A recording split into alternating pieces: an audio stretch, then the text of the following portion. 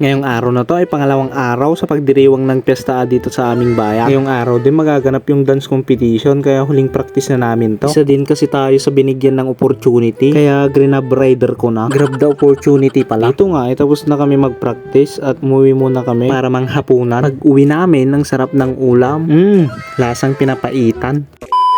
From this moment ay tapos na tayong kumain, nakaligo na rin tayo. Alas 3 na pala ng hapon at pupunta na tayo sa barangay hall. Itatali daw namin yung mga buhok namin pati sa ibaba. Joke lang, magtatali daw kami ng buhok para maangas. Kaya tinalian na ako ng jowa ko para na akong barbilang. Pagkatapos nga nun ay nagkilaban na kami. Nagugutom na naman kasi yung mga bulati namin sa tiyan. Kaya pinakain namin para hindi sila gutumin. Pagkatapos namin kumain ay nagpalit na kami para hindi kami mahuli at kami daw yung unang sasayaw. At ayan, nag-outfit check na nga.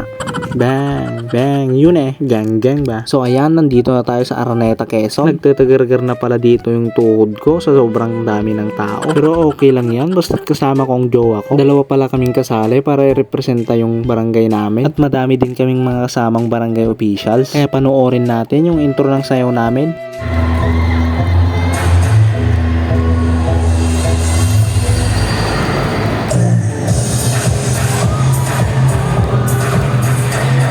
Dito nga ay tapos na pala kaming sumayaw. Napakulangot na lang ako at alam ko na yung magiging resulta. Tapos tinanong ko yung jowa ko kung mananalo ba kami o hindi. Naman tayo sa performance natin.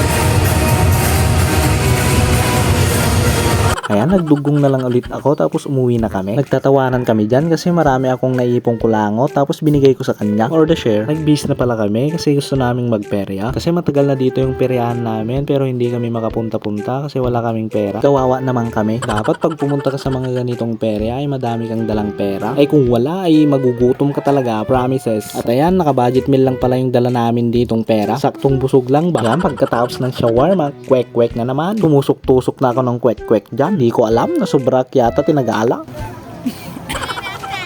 Nagsapa talaga ti Karma. Pagkatapos nga nun ay bumili kami ng mani ni Idol. Ang sarap ng mani niya. Agbabasa. For the share. Sasakay sana kami sa rides na to kaso papaikot-ikutin lang din kami. Kaya wag na lang. Joke lang. 100k na lang kasi yung natitirang pera namin. Kaya ibibili na lang namin ng pagkain. Wag muna sa ngayon. Soon masasakyan din namin lahat ng gusto naming sakyan. Siguro mga after 50 years. Uy, edad senior citizen na yon. Bawal na sa atin yung mga rides. Yung mga rides ng mag-asawa pwede. Apo na yan, George. So ayan, nagrawot talaga ng hotdog tong jowa ko. Kaya binilhan ko na siya para sa last money. Tapos yung buko, Diyos, nyakan nga subsubon, sumaga. At bago matapos ang video nito, huwag niyong kalimutang mag-follow para maabangan yung mga susunod kong video. Bye-bye, maraming thank you. Panoorin niyo akong kumain.